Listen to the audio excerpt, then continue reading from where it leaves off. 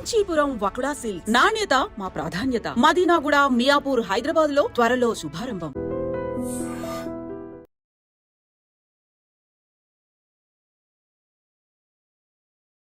ఒక చిన్న సన్నివేశాన్ని వేస్తే వాటిని సంవత్సరం పైన ఈ రాష్ట్రంలో బ్యాన్ చేసిండు అధ్యక్ష.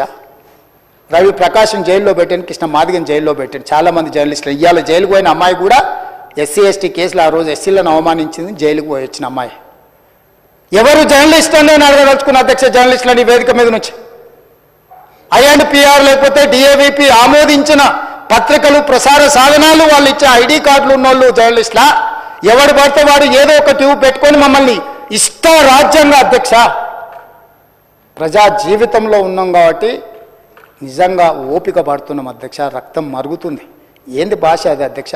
కుటుంబ సభ్యులను అంతేసి మాటలు అంటుంటే అసలు మీరు మనుషులా అని నేను వాళ్ళని అడగదలుచుకున్నా అధ్యక్ష. మీకు భార్య బిడ్డలు లేరా? తల్లిదండ్రులు లేరా?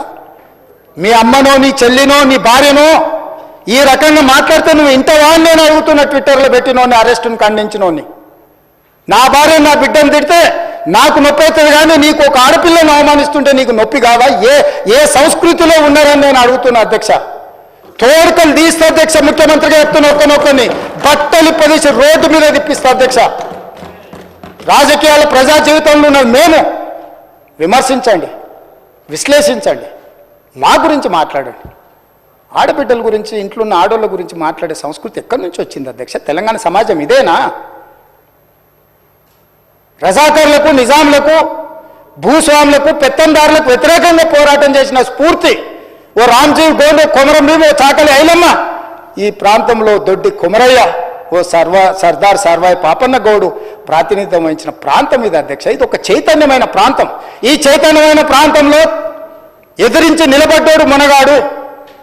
ఆధిపత్యాలకు వ్యతిరేకంగా నిలబడి కొట్లాడిన గడ్డ ఇది. ఈ సంస్కృతిని మొత్తం సర్వనాశనం చేసి ఒక విష సంస్కృతిని నోటికొచ్చింది మాట్లాడి వాటిని పోస్టు చేయించి ఏం పైశాచిక ఆనందం అని నేను అడుగుతున్నా అధ్యక్ష. వాళ్ళు తిట్టిన తిట్లకు నా పేరు తీసి మీ పేరు రాసుకోండి. ఆడ మీకు అన్నం తినబుద్ధి అవుతుందో నేను చూస్తా. తెలంగాణ రాష్ట్ర ముఖ్యమంత్రి అయితే బలహీనం అయిపోయినట్ట అధ్యక్ష? అట్లా అనుకుంటుర్రా?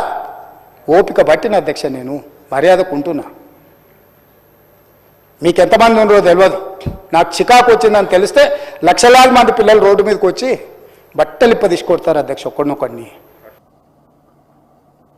ఇంకా రేవంత్ రెడ్డి గారు భాష గురించి మాట్లాడినారు.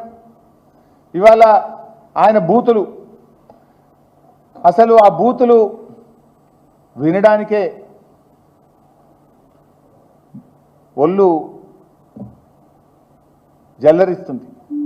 నేను మీకు చూడండి, ఆయన బూతులు అసలు ఈ రాష్ట్రంలో నిన్నేదో పెద్ద నీతి మంత్రులు లెక్క మాట్లాడుతున్నాను. ఏమని ఇట్లా మాట్లాడొచ్చునా, ఈ రకంగా మాట్లాడితే మంచిదేనా అని చెప్పి నిన్న మాట్లాడుతుండు. అసలు ఈ బూతులకు ఆద్యుడెవరు? నువ్వు కాదా రేవంత్ రెడ్డి గారు? అసలు నువ్వు మాట్లాడినటువంటి బూతులు నిన్న ముఖ్యమంత్రిగా నువ్వు బట్టలు ఇప్పదీసి రోడ్డు మీద కొట్టం అని జర్నలిస్టులను పట్టుకొని మాట్లాడుతావు, సంస్కారహీనంగా మాట్లాడుతావు.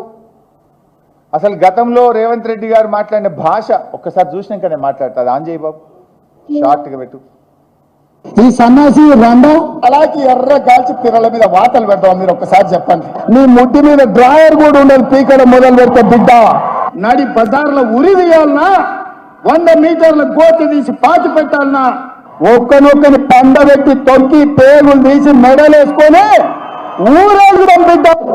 లోకల్ ఛానల్ అడ్డగోలు చేస్తే సుట్టు తొక్కుతా అంటారు, పండబెట్టి తొక్కి పేగులు తీస్తే గవర్నమెంట్ కొడుకులు ఒక్కనొక్కని. అట్లాంటి అప్పుడు నా కొడుకులతో నేను సమాధానం చెప్పను. నేను అమ్మ మీద ఇంట్లోనే అన్ని తెచ్చి చూపించుకోమని చెప్పారు, టీవీలో వేసుకొని. ఏం అభ్యంతరం లేదు.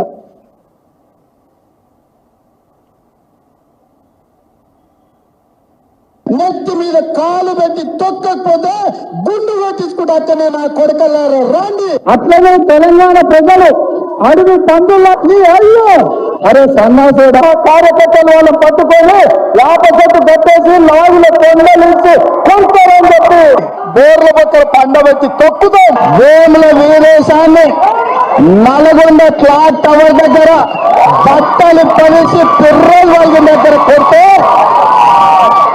ఎట్లా జవాబు చెప్పాలి? గట్లనే చెప్పాలి. మూసిగేసుకొని వస్తే మూసుకు ఊడవికి బట్టలు గుడ్డలు కూడా తీసి కొడతా అని చెప్తున్నాను.